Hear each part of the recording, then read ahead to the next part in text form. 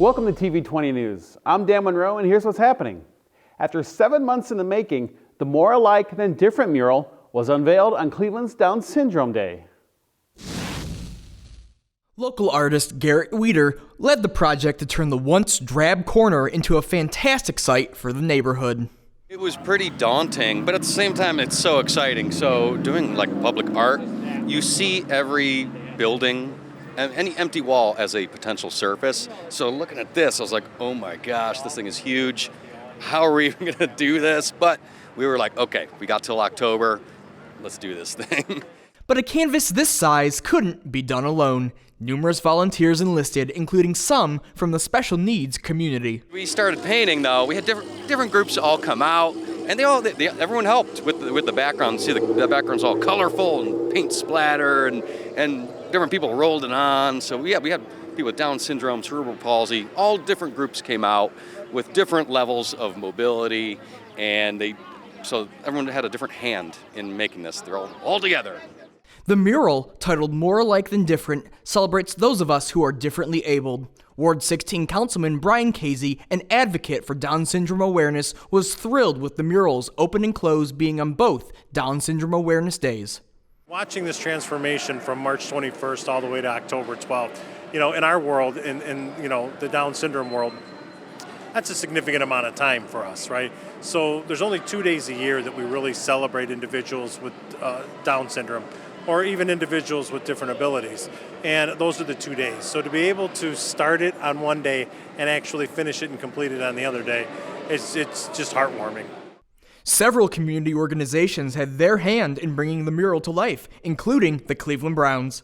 Browns players Jamarcus Bradley and Rashard Higgins made an appearance for the unveiling.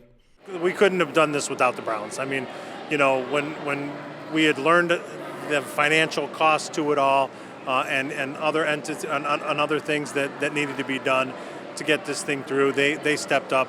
And we can't thank the Cleveland Browns, the Haslams enough, for all the help that they've given us throughout this whole thing. And the mural can be found at the corner of West 161st Street and Puritas. If you want to be in the know on anything and everything going on in the Cleveland Metropolitan School District, then there is only one place you can go, the CMSD website. Visit clevelandmetroschools.org for videos, news stories, upcoming events, the school calendar, and more. Again, the website is clevelandmetroschools.org. Live music and the smell of delicious cuisine filled the rotunda of Cleveland City Hall as Hispanic Heritage Month came to a close. This year marked the 16th annual Cleveland Hispanic Heritage Month. This year's theme, Our Culture, Our Heritage. Lincoln West teacher Rosa Cruz acted as this year's Master of Ceremonies. So welcome everyone to this special evening. Today we are going to enjoy this evening with music, some dance, and of course the food. And the essence of our culture. We are here today celebrating a whole month our Hispanic heritage, nationwide. So applause to that. This year's keynote speaker was Rosa Beltre, who was awarded for her advocacy and leadership for the Hispanic women and faith communities. As you hear me speak and indulge today in the conversation that I have, you will see my fears, leadership, advocacy, and unapologetic social justice lens in the way that I show up.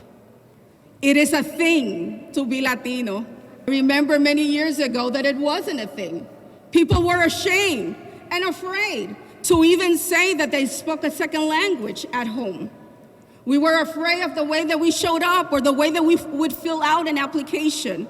But let me tell you that it is a good thing to be Latino. Director of Community Relations Grady Stevenson spoke on behalf of Mayor Frank Jackson and expressed his admiration for the thriving Latino community of Cleveland. Our culture and our heritage. From September 15th through October 15th, I look forward to every year because this is always the grandest event in City Hall. So you should give yourselves a hand for showing up and showing out in such a great way. My Latino brothers and sisters, thank you so much for all that you do for this community. The night wrapped up with dinner, dancing, and live music, marking another successful year of all things Hispanic heritage. You can find the entire closing ceremony for Hispanic Heritage Month right here on TV20 or on our YouTube page at TV20 Cleveland. The Cleveland Public Library and MyCom have collaborated to provide the tools needed to build confidence and meet basic needs of our community with their new resource closet. Well, our executive director, Casey Morgan, realized that there was a need, especially during this pandemic, for this kind of resource closet. We do hygiene products, paper products, cleaning products. There are a lot of, there's food insecurity, but a lot of those don't give the kind of resources that we do. And so, again, with the needs for the pandemic, we thought it was a really good thing to do. Knowing the needs of our children and teens, for me, it was a no-brainer, and I jumped in and said, we should do it. We have the space, we can accommodate, and we have the teens and the children that could really benefit from this service. Each bag will have items like toothpaste, toothbrush, deodorant, soap, and masks. However, they also offer things like laundry detergent, bleach, and toilet paper. And it's for youth. We want the ones to come to be 18 and under. They can get things for their families, but it's a way for them to feel special that they're providing for some of the needs of their families. The library has a dedicated group of helpers called the Volunteens that help with the distribution of the bags. Any given day I'll pack around 12 in total, just to start off with. Then if we need more, we'll go back there and pack a couple more. It's been fun because we get to interact with new people and go new places. The East 131st Street Branch Resource Closet has only been open for 1 week, but it's already making an impact on families in the community. We handed out about almost 30 bags, and that means 30 families, right, that were served. But in those families, a total of over 100, probably about 130 individuals benefited from this resource closet in the first week. So it's pretty amazing. The Resource Closet relies solely on donations, so it's important for community partners and individuals to support this initiative. If anybody would like to make donations, they can go to our website, which is mycomcle.org. We do have an Amazon wish list, and just, we're open to donations for anybody and from everybody, so. The Cuyahoga EITC Coalition is now accepting appointments for free tax preparation. Maximize your tax return and keep every penny of the refunds you've earned. Free tax preparation appointments with the Coalition can save you hundreds of dollars over a paid preparer. All returns are completed by IRS-certified volunteer tax preparers at tax sites located across Cuyahoga County. When you schedule an appointment, you can easily find the tax sites closest to you. Virtual appointments are also available. This service is available for those who qualify and make under $57,000 a year. To schedule an appointment, visit refundohio.org or simply call 211. We'll be right back after this. Young brother, if you pick up this to settle a petty dispute or beef over a girl or perceived diss or territory, there are only two places you will end up. Either in a 6 by 8 foot hellhole known as a prison cell, or here in the cemetery, in an even smaller kind of box, a coffin.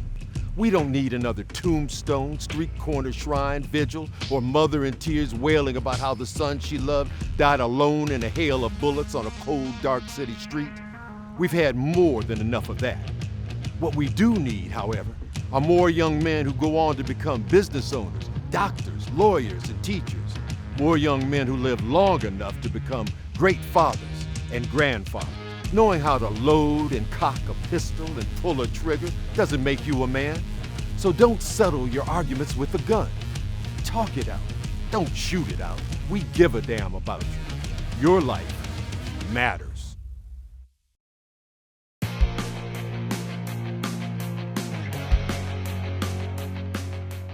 City Council held its regular weekly meeting on October 25th. Here are a few of the highlights. Cleveland City Council approved legislation authorizing the city's Department of Public Works to enter into agreement with Burton Bell Car Development Incorporated for the Garden of the 11 Angels project. The agreement is for the public purpose of placing a memorial monument at a public green space located on Imperial Avenue, memorializing 11 women who were victims of violence at that site. Funding is available through the use of Wards 2, 4, 5, and 6 casino revenue funds, plus capital repair funds. The cost is capped at $50,000. Cleveland City Council adopted legislation authorizing the city to enter into both a loan agreement and a grant agreement with Manufacturing Advocacy and Growth Network Incorporated, or Magnet, to provide the company with $1 million in assistance for the purchasing of new machinery and equipment at its new headquarters at 1800 East 63rd Street, the former Margaret Ireland School.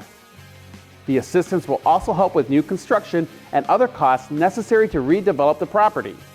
The costs of the agreements include a non-forgivable loan in the amount of $500,000 and a grant in the amount of $500,000 to assist with construction costs at the project site. As part of the project, they will create a manufacturing innovation technology and job center.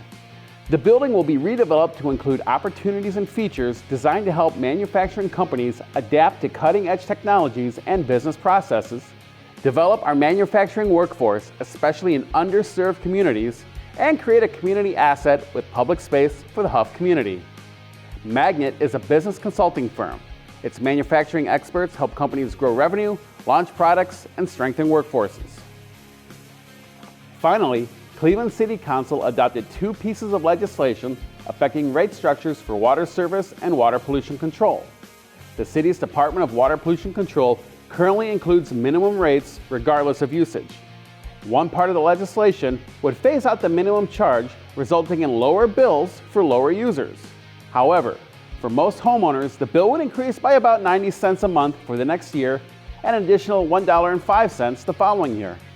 Larger homes, businesses, and other commercial property would see larger increases. Water Pollution Control cleans and services thousands of catch basins and storm drains annually to minimize or eliminate potential street and basement flooding. The sewer collection system transfers sanitary sewage and stormwater to 3 Northeast Ohio Regional Sewer District wastewater treatment facilities. Discounts continue to be available for senior citizens or income-eligible customers. Utility officials noted that there are more than 500 miles of underground infrastructure that needs to be replaced, as much of it is a century old. The other legislation addresses water rates from the Division of Water. Cleveland residents will not see an increase until 2024. At that time, the average user of water will see a 3.5% increase, which works out to be 87 cents a month. Suburban water customers will also not see a rate increase until 2024, and it will also be a 3.5% increase. The city has 400,000 water customers in Northeast Ohio. For more information on this and other legislations, visit clevelandcitycouncil.org. Welcome back to TV20 News. I'm Dan Monroe. The Rock and Roll Hall of Fame hosted a graduation recently, with the graduates facing a new, better, and sober life. Judge Lauren Moore of the Greater Cleveland Drug Court teamed up with Judge Joan Sinnenberg of the Cuyahoga County Recovery Court to host the graduation of their respective drug court members. I'm just elated. It was a wonderful experience. The grads were psyched, and it was just a great thing. I was so happy to be able to collaborate with Judge Sinnenberg. It was fantastic. It's an iconic building. It was an iconic graduation. They'll never forget it, and it's wonderful. Well, Judge Moore and I worked together in Cleveland Municipal Court when Judge Larry Jones was presiding judge. The late Judge Larry Jones will be put to rest this weekend, and to us it was very touching and fitting that we could come together and celebrate what we both do with clients who suffer similarly with the same mission. And being here today in this beautiful place and remembering a friend and mentor, Judge Jones, who started the drug court program in 1998, served so many people, just inspired us to be together. We thought, why not do this together? Tina Valentine Christian was the keynote speaker. Valentine Christian is the assistant program manager at Laura's Home, a crisis center for women and children. Tina spoke to the graduates about her recovery journey after 13 years of addiction. Just over 6 years ago, I was in detox, detoxing from heroin. However, my journey didn't begin there. It started 13 years prior with the use of ecstasy, and then continued to progress to alcoholism, etc. And Eventually, a good friend of mine came to me after she had heard what I was going through because I had began isolating myself, and she knocked on my door, opened my door, and I just collapsed in her arms. And she shared with me the story of a lady who is the professor of a college and wrote a book. And that story gave me hope. And after several failed detoxes, I decided to try again. As the graduates came up to receive their certificates, they thanked those who were instrumental in changing their life around. From the moment I entered your courtroom in shackles, my father was there. And I just remember looking behind me and looking how broken my dad was. I can tell you since then, it hasn't been perfect. I was a chronic relapser, and I've had a lot of ups and downs. But Mickey, Janida, Jessica Schultes, who is not with the team anymore, but was a huge part of my recovery as well.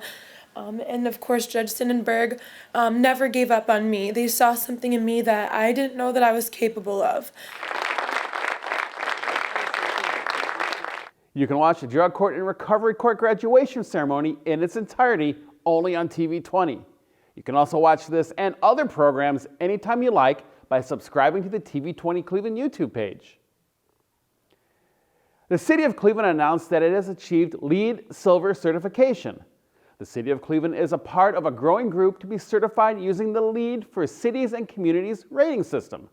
LEED, or Leadership in Energy and Environmental Design, was created by the U.S. Green Building Council and is the world's most widely used green building rating system.